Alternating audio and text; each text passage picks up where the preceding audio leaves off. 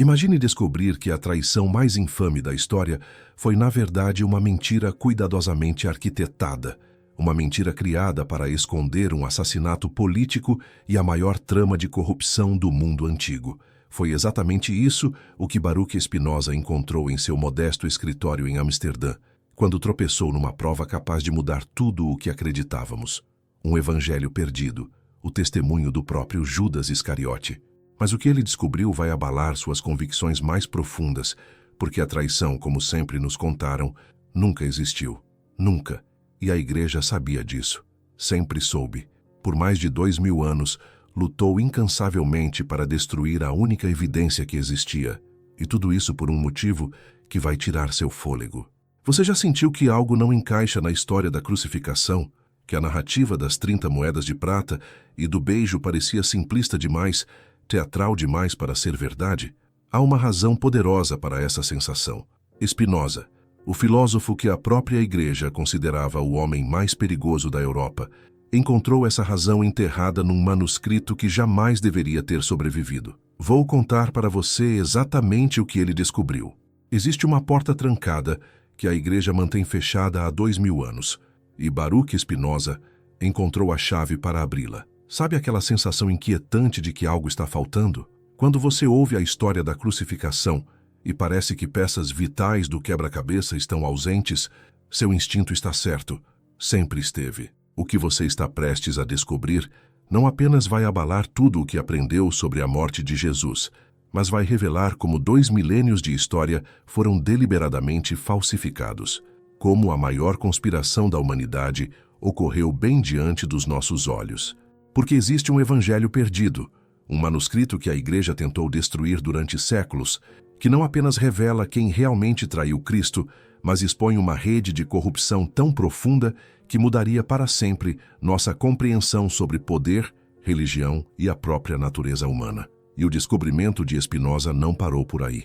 Ele encontrou evidências físicas, moedas com inscrições enigmáticas, correspondências secretas entre oficiais romanos, registros financeiros que jamais deveriam ter existido, um rastro de provas que a Igreja tentou apagar completamente. Ao final desta história, você entenderá por que Spinoza foi expulso de sua própria comunidade, por que seus livros foram queimados em praça pública e por que, mesmo após sua morte, ele continuou sendo considerado o homem mais perigoso da Europa. Agora faça uma pausa, feche os olhos. Imagine que tudo o que você acredita sobre a crucificação é apenas metade da história.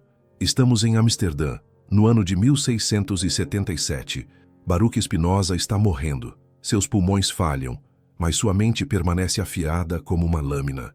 Em seus últimos dias, ele confia a um amigo próximo um pequeno baú de madeira escura. Queime tudo, sussurra ele. Menos isso. Mas por que tanta paranoia? Por que um filósofo tão respeitado estava apavorado com suas próprias descobertas? A resposta está nos 23 anos que antecederam esse momento. Em 1654, Spinoza se tornou obcecado por uma questão aparentemente simples. Se Jesus era verdadeiramente divino, por que os relatos sobre sua morte eram tão contraditórios? Ele começou como qualquer erudito faria, comparando os evangelhos canônicos, estudando os textos originais em aramaico, analisando inconsistências históricas. Mas quanto mais ele mergulhava na investigação, mais perguntas surgiam, e as respostas que encontrava o aterrorizavam. Dentro daquele baú estavam os manuscritos que Spinoza reuniu ao longo de 2 décadas de pesquisa secreta. Textos que jamais deveriam ter sobrevivido, evangelhos que a Igreja primitiva tentou destruir completamente, documentos que ele obteve por meio de uma rede clandestina de estudiosos que arriscaram suas vidas para preservar a verdade. Você já se perguntou por que Spinoza foi realmente expulso da sinagoga em 1656? A versão oficial fala sobre suas opiniões heréticas a respeito de Deus, mas investigações recentes revelam algo muito mais específico. Ele começou a fazer perguntas perigosas sobre as discrepâncias nos relatos da crucificação. Os rabinos de Amsterdã receberam cartas das autoridades cristãs, exigindo que Spinoza fosse silenciado, não por questionar a existência de Deus, mas por investigar a veracidade de eventos históricos específicos. Sua expulsão não foi por questões teológicas, foi para preservar segredos milenares. E aqui está algo que quase ninguém revela. Spinoza não era apenas um filósofo, mas um investigador obsessivo, um verdadeiro detetive da verdade histórica, e tinha uma vantagem única. Ele era um judeu vivendo em uma sociedade cristã, capaz de transitar entre comunidades que normalmente não se comunicavam. Durante 20 anos, construiu uma rede de informantes, monges desiludidos que encontravam manuscritos suspeitos em bibliotecas de mosteiros, comerciantes judeus que transportavam documentos antigos entre cidades europeias, até mesmo alguns cardeais que discretamente questionavam as inconsistências da narrativa oficial. A pergunta que o atormentava era simples, mas suas implicações explosivas. Se Jesus era realmente inocente, por que Pôncio Pilatos, um político calculista, ordenou sua execução? Por que um governador romano conhecido por sua extrema cautela em assuntos religiosos locais arriscaria sua carreira por um carpinteiro galileu? Pilatos governou por 10 anos sem maiores incidentes. Conhecia bem a volatilidade política de Jerusalém e sabia que execuções injustas poderiam causar revoltas que chegariam aos ouvidos do imperador. Então, por que ele cedeu tão rapidamente à pressão dos fariseus? A explicação tradicional nunca convenceu Spinoza. A pressão popular não justificava por que outros prisioneiros políticos haviam sido libertados no passado. O medo de distúrbios não explicava por que a execução foi feita de forma tão pública e humilhante. Spinoza suspeitava que informações cruciais estavam sendo omitidas, motivações que iam além da religião e da política. E ele estava certo. Durante anos, seguiu pistas por toda a Europa, correspondências secretas com eruditos em Roma, Constantinopla e Alexandria, contatos clandestinos com bibliotecários de mosteiros remotos que guardavam segredos há séculos. Ele sabia que os primeiros séculos do cristianismo foram uma batalha sangrenta entre diferentes versões da verdade e que os vencedores sempre escrevem a história. Em 1665, após 11 anos de meticulosa investigação, Spinoza finalmente teve acesso ao que buscava. Um manuscrito copiado em segredo de um arquivo oculto do Vaticano, entregue por um cardeal que havia perdido a fé na versão oficial dos fatos. O documento chegou a ele por uma rota improvável. Um comerciante veneziano que transportava especiarias do Oriente levava escondido em sua carga um baú camuflado. Dentro, textos que haviam sido declarados perdidos há séculos. O comerciante nem sabia o que carregava. Apenas seguia ordens de um benfeitor anônimo, em troca de uma quantia substancial em dinheiro. Quando Spinoza abriu o primeiro manuscrito, suas mãos tremiam. Não era apenas um evangelho atribuído a Judas Iscariote, era um relato detalhado, escrito em aramaico e grego, que continha diálogos específicos, nomes das pessoas envolvidas e, o mais impactante, valores exatos de transações financeiras que ninguém deveria conhecer. Mas esse Judas contava uma história que virou tudo de cabeça para baixo. Não houve traição, não houve 30 moedas de prata, não houve beijo da morte. Em vez disso, havia algo muito mais sinistro, um assassinato calculado para encobrir a maior trama de corrupção do mundo antigo. O manuscrito começava com uma frase que assombrou Spinoza pelo resto de sua vida. O que dirão de mim será mentira, mas carrego essa mentira para que a verdade sobre meu mestre possa sobreviver mesmo que oculta. Você sente essa mudança na sua respiração? Essa aceleração involuntária do coração? Isso acontece porque uma parte da sua mente já reconhece a verdade, mesmo antes que sua consciência a processe completamente. Judas não escreveu seu evangelho como uma justificativa, ele o escreveu como um testemunho, como uma prova para as futuras gerações que um dia ousariam questionar a versão oficial dos fatos. Já se perguntou por que apenas 4 evangelhos sobreviveram? Por que de mais de 50 evangelhos escritos nos primeiros séculos, somente Mateus, Marcos, Lucas e João foram considerados verdadeiros? Quem tomou essa decisão? E o que aconteceu com todos os outros? A resposta vai te surpreender. No século IV, o imperador Constantino convocou o Concílio de Nicéia, oficialmente para estabelecer a doutrina cristã, mas nos bastidores para controlar a narrativa. Centenas de textos foram declarados heréticos e sua destruição imediata foi ordenada. Possuir uma cópia era crime passível de morte, mas alguns sobreviveram, escondidos nas paredes de mosteiros, enterrados no deserto, guardados por famílias que passaram o segredo de geração em geração. E Spinoza encontrou um desses textos. O Evangelho secreto de Judas não fala de traição, fala de sacrifício. Um plano cuidadosamente arquitetado por Jesus e Judas revela uma verdade tão revolucionária que ameaçaria não apenas o poder da Igreja, mas toda a estrutura política do Império Romano. Você sente sua respiração mudar. Algo dentro de você reconhece que isso não é apenas mais uma teoria conspiratória. Seu instinto está certo. O que Spinoza descobriu é sustentado por provas concretas, evidências que foram deliberadamente suprimidas ao longo dos séculos. No manuscrito, Judas não é retratado como o traidor, mas sim como o discípulo mais corajoso, o único disposto a carregar o fardo de parecer um traidor para que o plano de Jesus pudesse ser concluído, porque Jesus não desejava apenas morrer pelos pecados da humanidade. Ele queria expor a corrupção que havia contaminado tanto o templo quanto o palácio. E aqui está o verdadeiro choque. O Evangelho identifica o verdadeiro responsável pela morte de Jesus. Não foi Pilatos agindo sozinho, nem apenas os fariseus. Foi uma conspiração envolvendo o sumo sacerdote Caifás, os mercadores do templo e um seleto grupo de colaboradores romanos. Jesus não morreu por blasfêmia. Ele foi assassinado porque descobriu uma trama de corrupção que movimentava milhões de denários.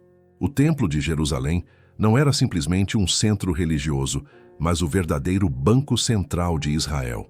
Controlava a troca de moedas estrangeiras, cobrava tarifas exorbitantes dos peregrinos que vinham de todo o império, e uma parte significativa desse dinheiro desaparecia misteriosamente através de uma rede de contas falsas. O detalhe que mais impressiona é que o Evangelho de Judas contém números específicos, quantias exatas que foram desviadas durante os anos em que Jesus pregava, por volta do ano 1900. Estamos falando do equivalente a centenas de milhões de dólares atuais. Essa trama envolvia não apenas o sumo sacerdote Caifás, mas também uma complexa rede de oficiais romanos, comerciantes influentes e até membros da família de Herodes. Jesus descobriu essa conspiração por meio de Mateus. Sim, o mesmo Mateus que escreveu um dos evangelhos canônicos. Antes de se tornar discípulo, Mateus era um cobrador de impostos com acesso a registros financeiros que revelavam discrepâncias massivas entre o que entrava no templo e o que era oficialmente declarado. Durante meses, Jesus e Mateus documentaram minuciosamente essas irregularidades: nomes, datas, quantias e métodos de lavagem de dinheiro. Não estavam apenas pregando amor e perdão, estavam construindo o maior caso criminal da história antiga. Por isso, Jesus expulsou os cambistas do templo com tamanha fúria. Não foi um ato espontâneo de indignação religiosa, mas uma denúncia pública planejada. Ele mostrava simbolicamente ao povo que seus líderes religiosos eram ladrões organizados, que o sistema estava corrupto desde seus fundamentos mais sagrados. Imagine o terror que isso causou não apenas nos líderes religiosos, mas também nos políticos romanos, que recebiam subornos regulares dessa trama, nos comerciantes que facilitavam a lavagem de dinheiro e nas famílias aristocráticas que viviam luxuosamente com fundos desviados das ofertas dos fiéis. Jesus não era apenas um pregador incômodo que questionava interpretações religiosas. Ele era uma ameaça econômica real, um investigador que havia descoberto provas suficientes para derrubar todo o sistema de poder estabelecido em Jerusalém. O Evangelho de Judas revela conversas privadas entre Jesus e seus discípulos que jamais aparecem nos textos canônicos, planos detalhados que mostram um lado estratégico de Jesus totalmente censurado pela narrativa oficial. Jesus sabia que seria morto. Tinha informações de que uma conspiração estava sendo tramada contra ele, mas queria que sua morte servisse a um propósito maior: expor publicamente a corrupção e criar uma crise que forçaria uma investigação romana independente. O plano era de uma genialidade cruel. Jesus seria traído publicamente por Judas, mas essa traição seria, na verdade, uma encenação para proteger os outros discípulos e garantir que pelo menos um deles sobrevivesse para contar a verdadeira história. Judas se ofereceu voluntariamente para carregar essa terrível culpa. Mas havia uma segunda parte do plano que Spinoza considerou ainda mais impressionante. Jesus havia escondido cópias de todas as provas que reuniu sobre a trama de corrupção, documentos, registros financeiros, testemunhos assinados, tudo guardado em locais secretos que apenas Judas conhecia. A ideia era simples. Depois da crucificação, quando as águas se acalmassem, Judas revelaria essas provas às autoridades romanas, provando que Jesus foi assassinado para proteger criminosos e forçando Roma a investigar e punir os verdadeiros culpados. Judas aceitou ser odiado para sempre. Assumiu a culpa eterna para que a mensagem de Jesus pudesse sobreviver e, mais importante, para que finalmente se fizesse justiça. Eles sabiam que, se a verdadeira história fosse contada imediatamente, seria censurada e seus seguidores massacrados. Porém, o plano fracassou em um ponto crucial que não haviam previsto. A conspiração contra Jesus era ainda maior do que imaginavam, envolvendo níveis de poder que jamais suspeitaram. Quando Judas tentou revelar as provas, descobriu que não havia autoridades romanas honestas a quem recorrer. Todos estavam comprometidos. Spinoza passou os 12 anos seguintes verificando obsessivamente cada detalhe do manuscrito. Cruzou informações com textos históricos romanos que ninguém jamais havia correlacionado. Estudou registros econômicos do templo encontrados em escavações arqueológicas recentes e analisou correspondências entre autoridades da época, descobertas em arquivos privados de famílias aristocráticas europeias. A parte mais impressionante é que Spinoza encontrou confirmações em fontes completamente independentes. O diário pessoal de um centurião romano, desenterrado nas ruínas de Pompeia, mencionava irregularidades financeiras no Templo de Jerusalém e ordens especiais relacionadas ao carpinteiro Galileu. Um documento administrativo romano do governo de Pilatos, conservado em Alexandria, falava sobre pressões políticas ligadas a investigações econômicas locais.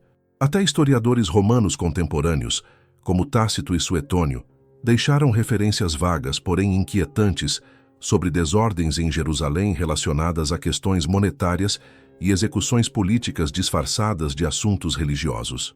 Spinoza descobriu que a trama de corrupção do templo movimentava o equivalente a dezenas de milhões de dólares anuais em valores atuais, que oficiais romanos de alto escalão recebiam pagamentos regulares para fechar os olhos e que alguns membros do Sinédrio possuíam fortunas pessoais absolutamente incompatíveis com seus salários oficiais.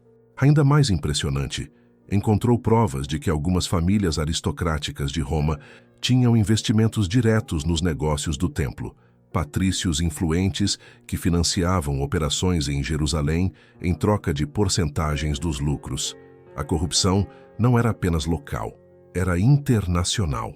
Jesus descobriu tudo isso por meio de sua rede de contatos, cobradores de impostos, comerciantes honestos e até alguns escribas do templo que estavam sendo pressionados a falsificar registros.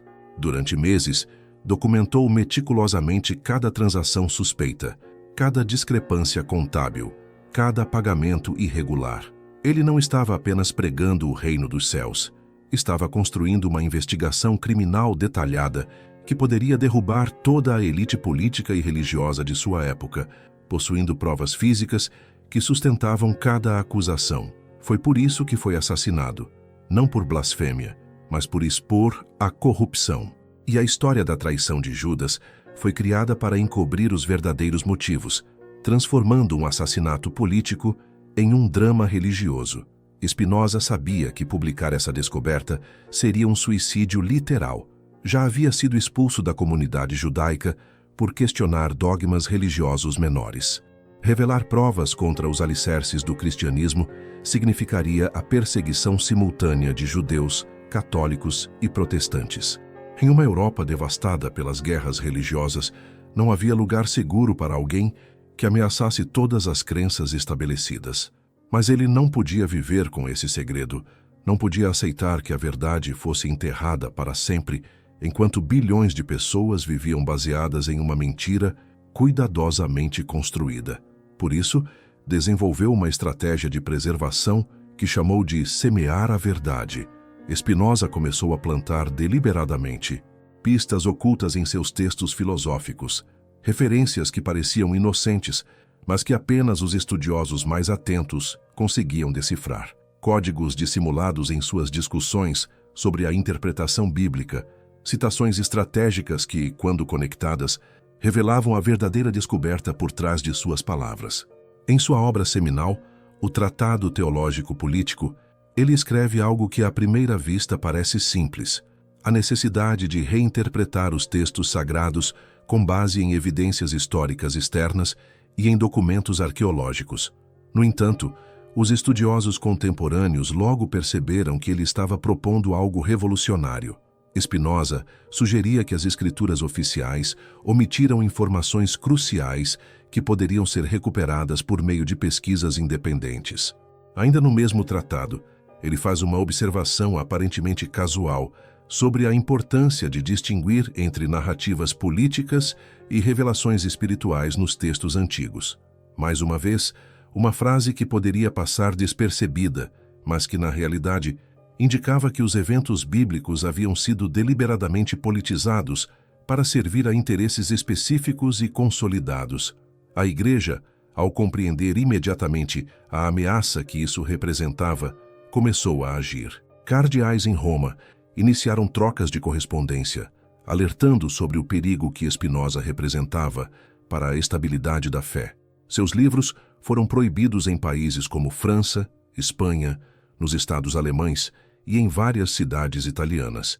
Cópias de suas obras foram queimadas publicamente em praças de Paris, Madrid e Nápoles. No entanto, a perseguição não se limitou à censura. Spinoza começou a receber ameaças diretas. Descobriu que sua casa era vigiada por homens não identificados e recebeu ofertas suspeitas de proteção por parte das autoridades locais, em troca de sua cooperação em investigações sobre seus escritos. Até mesmo alguns de seus amigos mais próximos começaram a evitá-lo, temendo serem associados às suas ideias perigosas. Em 1673, apenas 4 anos antes de sua morte, Spinoza recebeu um convite oficial para dar aulas na Universidade de Heidelberg, uma oferta aparentemente prestigiosa. Porém, recusou imediatamente, pois sabia que aceitar significaria estar sob o controle direto de autoridades que poderiam monitorar e censurar cada palavra que ele dissesse em público. Eles sabiam o que ele havia descoberto.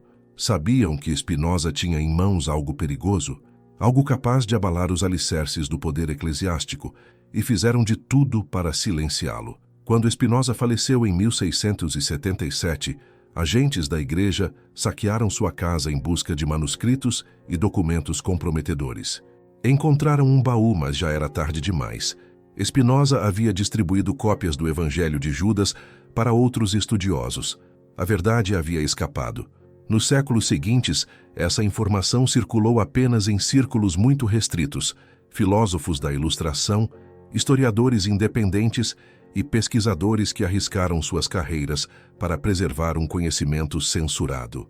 Voltaire conhecia a descoberta de Spinoza, assim como Diderot.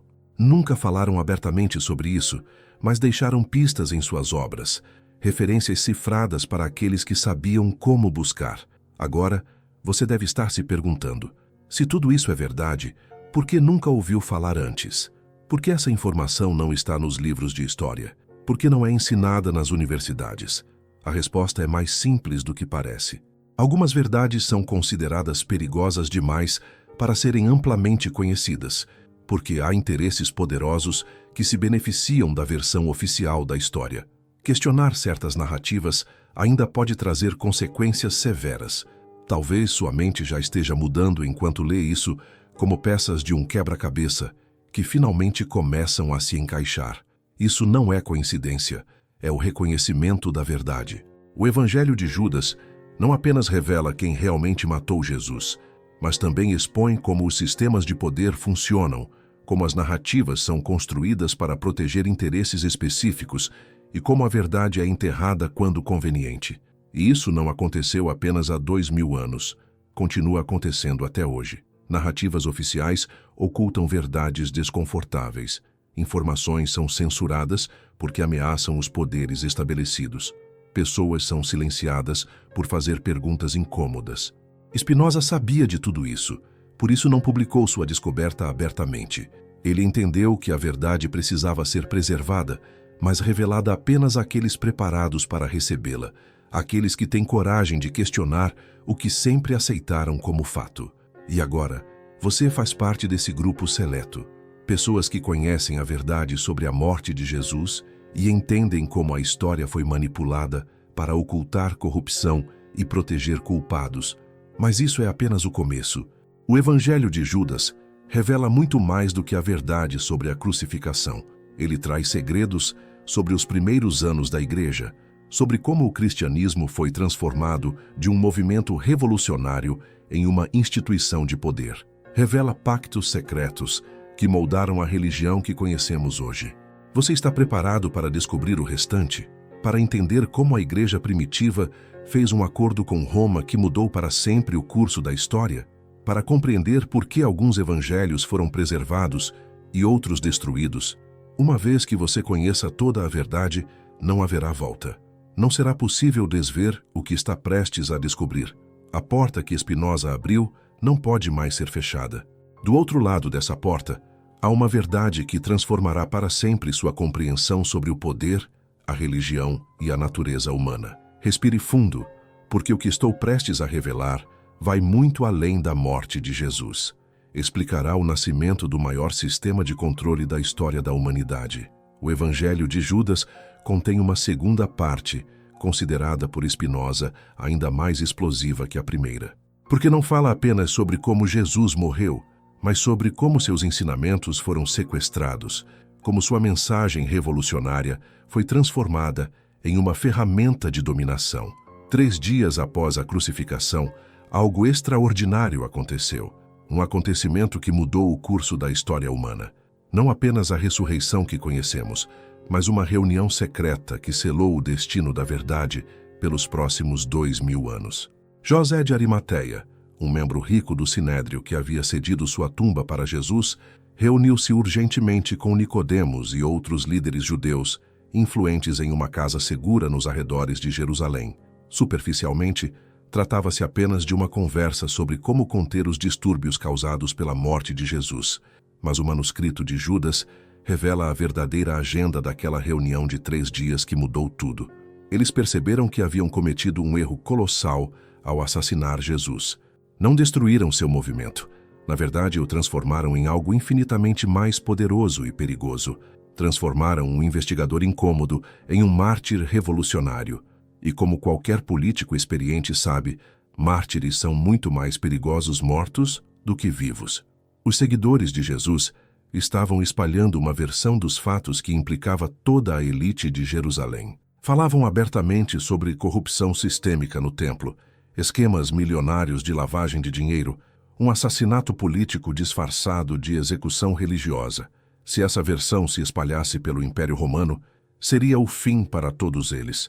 Pior ainda, Jesus havia deixado provas físicas, documentos detalhados sobre irregularidades financeiras, testemunhos assinados por comerciantes honestos, registros de transações fraudulentas, e alguns discípulos sabiam onde essas provas estavam escondidas.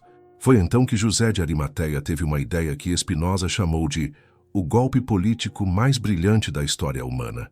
Se não podiam destruir o movimento de Jesus, nem apagar as provas que ele havia reunido, fariam algo muito mais sofisticado. Tomariam o controle da narrativa. Se não podiam apagar a mensagem de Jesus, iriam reescrevê-la totalmente. A estratégia era de uma perversidade brilhante. Transformar uma investigação criminal em um movimento religioso, desviar o foco da justiça terrena para a redenção celestial, converter uma denúncia política em uma promessa espiritual. José de Arimateia não era apenas um líder religioso abastado. Tinha conexões comerciais que se estendiam por todo o Império Romano, controlava rotas comerciais e exercia influência política que chegava até senadores em Roma. Ele sabia exatamente como usar esses recursos para controlar a informação. Diante disso, procurou Pedro, não como um inimigo, mas como um potencial aliado em uma situação desesperadora para ambos os lados. Ofereceu algo que os discípulos precisavam desesperadamente: proteção física, recursos financeiros substanciais e influência política para difundir os ensinamentos de Jesus por todo o império, sem serem perseguidos como criminosos. Porém, havia condições específicas e inegociáveis. A história da morte de Jesus precisava ser fundamentalmente reescrita, menos política, mais espiritual, menos sobre corrupção terrena, mais sobre redenção celestial.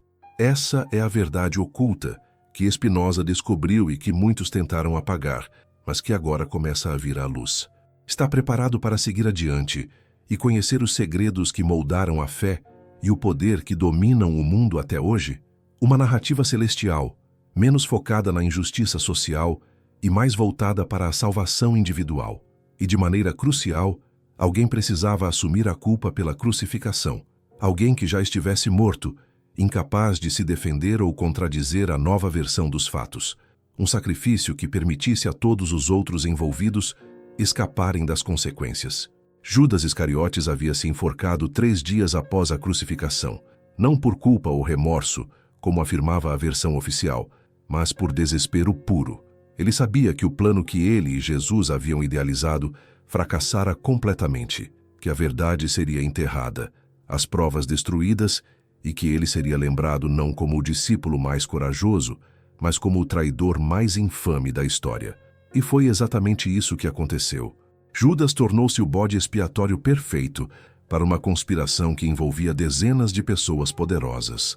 Pedro, diante de ameaças reais de prisão e execução, com os outros discípulos aterrorizados e sem recursos para continuar a missão, acabou aceitando o acordo.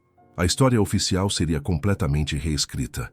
Jesus morreria pelos pecados abstratos da humanidade e não por denunciar os crimes concretos de autoridades específicas. Judas seria retratado como um traidor covarde, movido pela ganância, e não como um mártir corajoso que sacrificou sua reputação eterna por um bem maior. Mas o aspecto mais perverso estava por vir. O foco do movimento mudaria radicalmente. Em vez de denunciar as injustiças terrenas e lutar por transformação social, o cristianismo passaria a ensinar a aceitação do sofrimento terreno em troca de promessas de recompensa celestial. Pedro não tinha uma escolha real: aceitar o acordo ou ver todos os discípulos executados e a mensagem de Jesus completamente apagada. Pelo menos dessa forma, alguma versão dos ensinamentos sobreviveria, ainda que fundamentalmente distorcida. O Evangelho de Judas descreve a angústia de Pedro ao tomar essa decisão, como ele chorou por 3 dias antes de aceitar, como sabia que estava traindo a memória de Jesus, mas sentia que não havia alternativa viável. Como carregou essa culpa secreta pelo resto da vida? Você sente o peso dessa revelação? Como uma mentira contada há 2000 anos moldou a vida de bilhões de pessoas.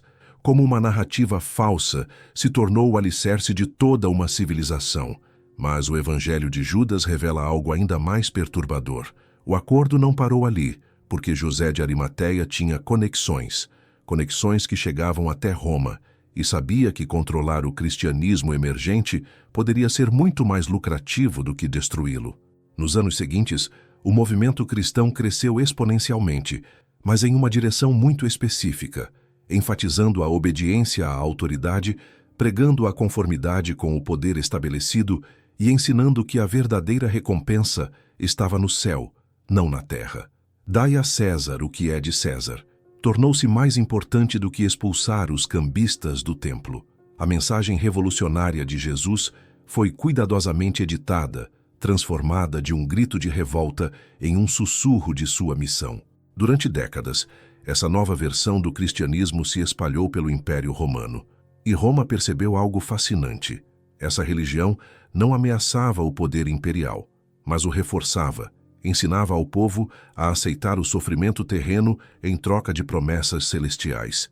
Em 313, o imperador Constantino legalizou oficialmente o cristianismo por convicção pessoal, mas extraoficialmente porque percebeu que havia encontrado a ferramenta de controle social mais eficaz já inventada. Pense nisso. Uma religião que ensina as pessoas a obedecerem às autoridades terrenas, a aceitarem injustiças sem se rebelar e a concentrarem-se nas recompensas do além. Para um imperador, isso não era uma religião, era uma estratégia política. O Evangelho de Judas descreve reuniões secretas entre líderes cristãos e autoridades romanas durante o século X. Negociações, acordos e compromissos que definiram qual versão do cristianismo seria oficialmente aceita e qual seria perseguida como heresia. Os evangelhos que enfatizavam a mensagem social de Jesus foram queimados. Textos que falavam de igualdade radical foram destruídos. Documentos que questionavam a autoridade estabelecida desapareceram para sempre. Sobreviveram apenas os evangelhos que contavam a história correta, aquela que transformou Jesus de um revolucionário político em um salvador espiritual, desviando o foco da justiça terrena para a redenção celestial.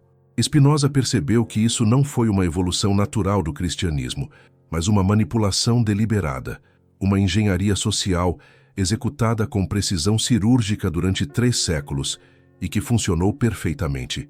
Por 1000 anos, a versão oficial do cristianismo manteve populações inteiras submissas a reis e imperadores. Ensinou que o sofrimento terreno era uma virtude, que questionar a autoridade era um pecado e que a verdadeira vida começava apenas após a morte. Mas poucos sabiam a verdade. Grupos secretos preservaram evangelhos proibidos. Estudiosos guardaram documentos censurados. Filósofos como Spinoza arriscaram tudo para manter viva a chama do conhecimento autêntico. Durante a Inquisição, centenas desses guardiões da verdade foram queimados vivos, não por bruxaria, mas por possuírem evangelhos que contavam uma história diferente, por saberem que Jesus foi assassinado por denunciar a corrupção, não pelos nossos pecados. A Igreja sabia exatamente o que estava fazendo. Cada auto de fé, cada execução pública, cada livro queimado foi um ato calculado para apagar provas, para garantir que apenas uma versão da história sobrevivesse. Mas não conseguiram apagar tudo. O Evangelho de Judas sobreviveu. Fragmentos de outros textos proibidos foram preservados, e mentes brilhantes como Spinoza continuaram investigando, questionando e descobrindo. No século XVII, a descoberta de Spinoza começou a circular discretamente entre intelectuais da Ilustração. Voltaire usou essa informação para questionar o poder da Igreja. Diderot incorporou essas ideias em suas críticas à religião organizada, mas nunca falaram abertamente sobre a fonte, pois sabiam que revelar a verdade completa causaria uma revolução não só religiosa, mas social. Bilhões de pessoas descobririam que sua fé fora construída sobre uma mentira, que sua obediência fora manipulada, que sua submissão fora programada. No século XIX, arqueólogos começaram a encontrar mais provas, papiros que confirmavam detalhes do Evangelho de Judas, documentos que corroboravam a versão de Spinoza. Mas esses achados foram rapidamente perdidos ou encerrados em arquivos privados. O descobrimento dos códices de Nag Hammadi, em 1945, foi um momento decisivo. 52 textos cristãos primitivos foram recuperados, incluindo evangelhos que estiveram perdidos por mais de 1000 anos. Vários deles confirmaram elementos da descoberta de Spinoza. Mas repare como esses achados foram apresentados ao público, como curiosidades históricas, perspectivas alternativas interessantes, nunca como evidência de que a história oficial era fundamentalmente incorreta. A máquina de controle da narrativa evoluiu. Já não queima livros em praças públicas, simplesmente os rotula como não canônicos ou sem relevância teológica. Já não executa pesquisadores, apenas questiona sua credibilidade acadêmica ou os marginaliza profissionalmente. Mas a verdade tem uma característica estranha. Uma vez revelada, ela se espalha sozinha, como a água encontrando fissuras na rocha, como a luz filtrando-se pelas frestas da escuridão. E agora você conhece essa verdade. Você sabe que Jesus não foi traído por 30 moedas de prata, que foi assassinado por expor a corrupção sistêmica. Você sabe que Judas não foi o traidor covarde, mas o discípulo mais valente.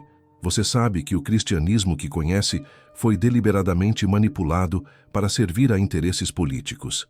A pergunta agora é: o que você fará com esse conhecimento? Spinoza enfrentou essa mesma escolha em 1670.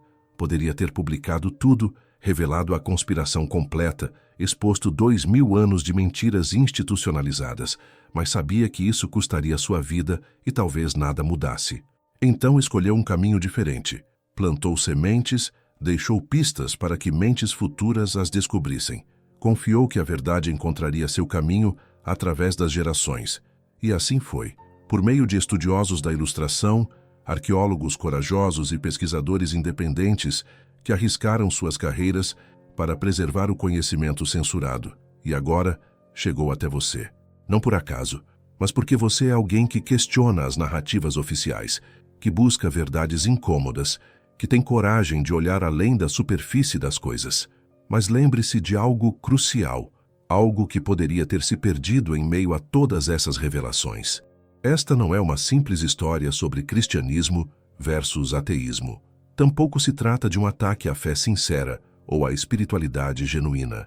Pelo contrário, é uma revelação profunda que expõe como os sistemas de poder ao longo da história manipularam narrativas para controlar populações inteiras. Mostra também como verdades incômodas são sistematicamente enterradas quando ameaçam interesses estabelecidos. O ensinamento original de Jesus sobre justiça radical, igualdade autêntica e um amor capaz de transformar as estruturas sociais permanece totalmente válido até hoje. O que Spinoza descobriu não diminui esse legado.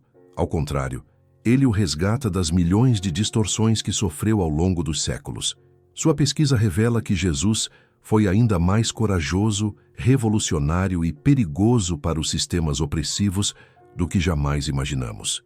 Jesus não morreu para nos salvar de pecados abstratos inventados por teólogos, mas sim lutando para nos libertar de sistemas concretos de exploração econômica e dominação política. Ele não pregou a submissão passiva ao poder estabelecido, mas sim a resistência ativa contra a injustiça institucionalizada. Não ensinou um escapismo celestial que ignora o sofrimento terreno, mas sim uma responsabilidade terrena que tem o poder de transformar as realidades celestiais. Essa é a verdade que Spinoza preservou, mesmo correndo risco de vida. É a verdade que a Igreja escondeu para proteger suas alianças políticas. É a verdade que José de Arimateia e seus sucessores tentaram sepultar para sempre, pois ameaçava não apenas sua riqueza, mas todo um sistema global de dominação baseado em narrativas falsas. Contudo, há algo que deveria despertar em você, simultaneamente, esperança e vigilância. Algumas verdades são maiores do que os sistemas criados para suprimi-las. São como sementes de árvores milenares enterradas no inverno mais rigoroso da história. Dormem durante longas estações de escuridão, mas sempre encontram o caminho para a luz quando as condições se tornam favoráveis. E exatamente neste momento em que você lê estas palavras, você se torna parte dessa luz que transcende milênios. Você carrega uma verdade que sobreviveu a 2000 anos de censura sistemática, perseguição organizada e manipulação institucional. Uma verdade pela qual Spinoza arriscou tudo para preservar. Uma verdade que custou a vida de centenas de pessoas corajosas ao longo da história. O Evangelho de Judas não é apenas um documento histórico fascinante sobre eventos antigos. Ele é um espelho que reflete o funcionamento do poder, sempre, em qualquer época.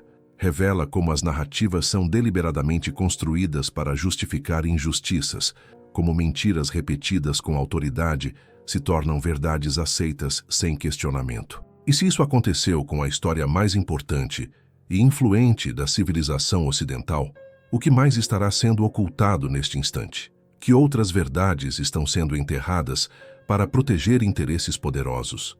Que outras narrativas oficiais que você aceita sem questionar não passam de versões cuidadosamente editadas de realidades muito mais complexas e perturbadoras? Pense nas implicações disso para o mundo moderno.